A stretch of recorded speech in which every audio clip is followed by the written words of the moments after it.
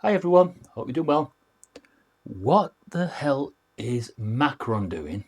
Going over to China, thinking that he can do better than what other people have tried? He is a French meddler. That's all he ever does.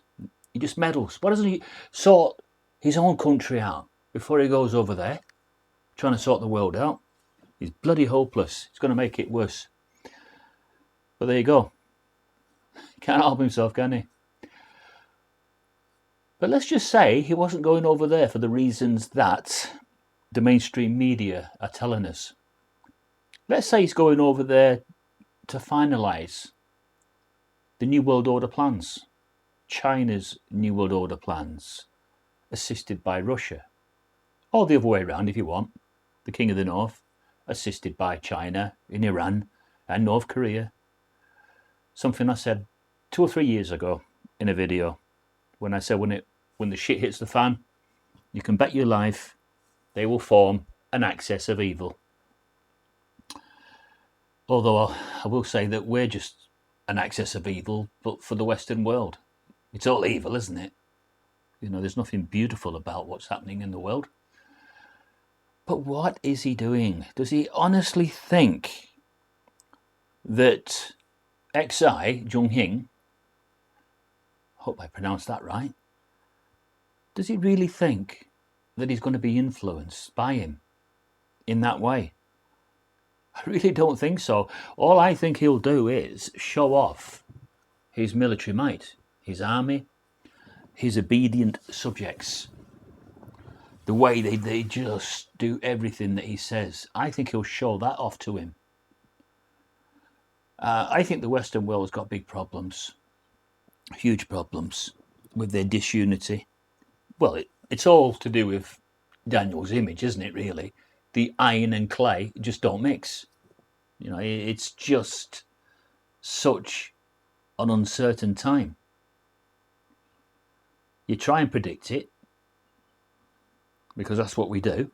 Because ever since we was little children, we've had some inculcation, haven't we, of biblical last days events. So you try and predict it, but it doesn't always go just so, or the way you think it's going to go. Now, is it deliberately complicated, the end times, so that God's enemies are also kept away from God's real purpose?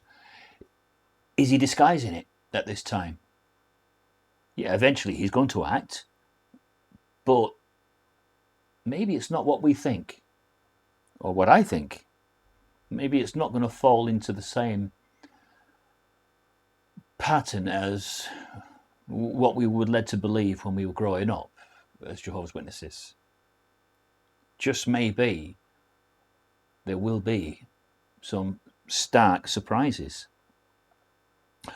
Now, why do I say that there'll be surprises? Well, the scripture is quite clear about one thing, that the whole world will beat itself into lamentation. It will lament about the sudden realization that not just God exists, but the fact that what they've been led to believe is true is complete and utter fabricated lies and a mesh of lies.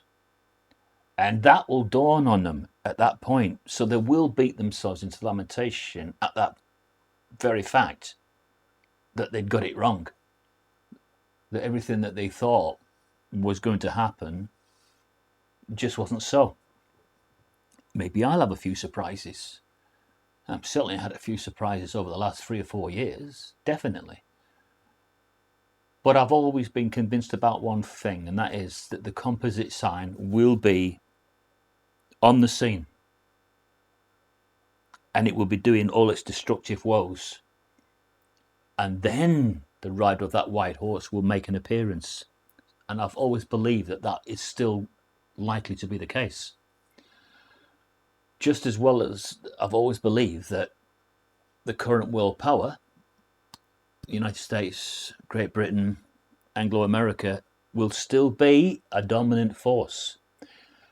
even though there are other superpowers that are chomping at the bit to take over, like China and Russia and others, and that they are so keen to supersede the United States and Great Britain as the next power.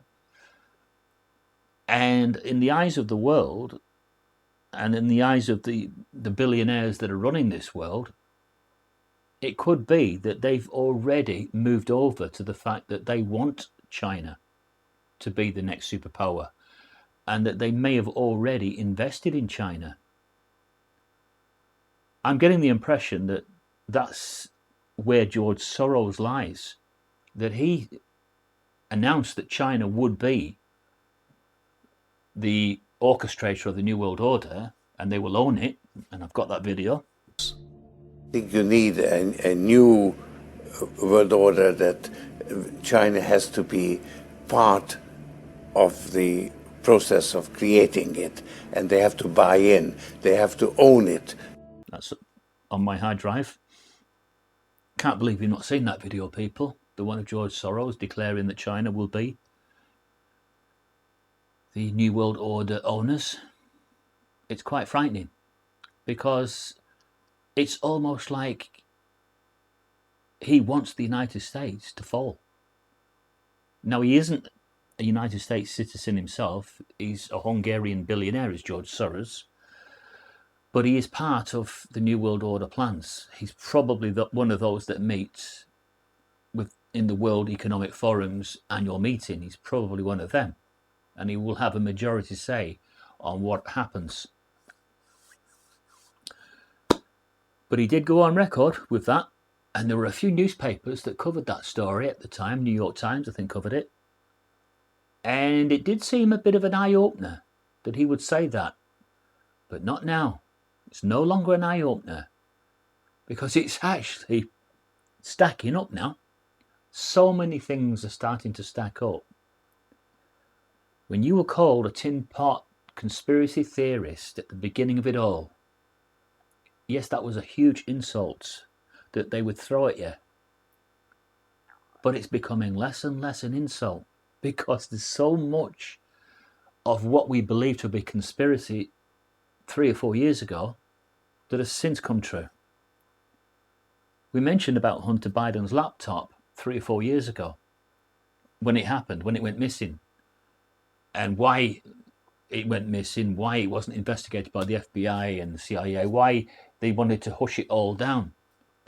Now, we didn't have the full comprehension of what we're starting to get now, and that is that there's probably Chinese CCP deals that are laid out on that laptop. And what this now tells me is that the Bidens had already sold out the United States as early as that. And that's what Trump was warning everybody about, wasn't it? About the deep state, about the Bidens' crime family connections with China, Ukraine.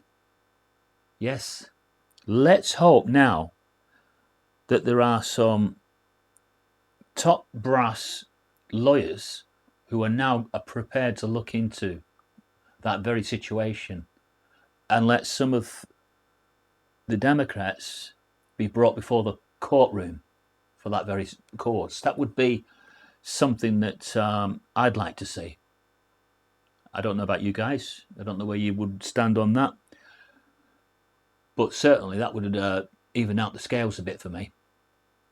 Because up to now, it's just been attack, Torah on Trump all the time. Yes, he's probably not a perfect man. He's probably made a lot of mistakes. He may have been immoral. He may have done all those things, but I don't think he deserves to be relentlessly attacked morning, noon and night, simply because they are running so scared of the fact that his popularity is likely to completely swamp them at the next election. If he got 75 million and then the Democrats declared that they got 81 million, although, that was like, very hard to prove, wasn't it? You know, dead people voting and so many iffy things going on. But I'm sure that Trump definitely got what he said he declared he got, which was 75 million. Now, I don't think at the next election they will be able to stack it the way they stacked it with the COVID-19. That really played into their hands. That was such a gift for them, such a beautiful gift that was dropped onto their lap, so that then they could shut the world down, get everybody voting by post, and then do all the manipulations with Dominion voting machines and all that. That's not going to go away. Are they going to be able to do the same again at this next election? Well, not without some worldwide distraction. Now, whether that's a war or whether it's something else. They've tried the COVID-19, they've tried a pandemic. Maybe they will try World War III next. I don't know. I just know one thing: you cannot trust them. You can't trust those that are in power. They don't love you. They haven't got your interest at heart. There's absolutely no way when they go before that camera that they are thinking of you. They are only ever thinking of themselves and how to keep in power. And this last couple of days, with everybody speaking up independently about Trump, I think it's further proof that people's eyes have been well and truly opened to the fact that they've been deceived by the Biden administration. Now, I'm English and we have our own political system, which is a bit humdrum and boring at times. But I do particularly like the American political system and how it's structured. It is quite exciting, but it's also completely open for corruption, more than anything that has previously been. Now you find out that Hillary Clinton is going to stand again. What? You can't believe it, can you? No. They don't think they've done anything wrong, you see. They think they're trying to save your soul from Mr. Bad Trump. I don't know. We must leave it at that. We can't get too political. Did anybody go to the memorial last night? Just to change the subject. As you know, I didn't go. I heard a few people that did go. I was just wondering what the attendances were like. What was the captured mood of it all? Just curious. Yeah, let us know if anybody attended. How do they feel? And is there a special talk this week? And what's the title of the special talk? Too many questions, but if you can do your best, give us a few answers. That'd be really cool. And that's me signing out for now. Goodbye.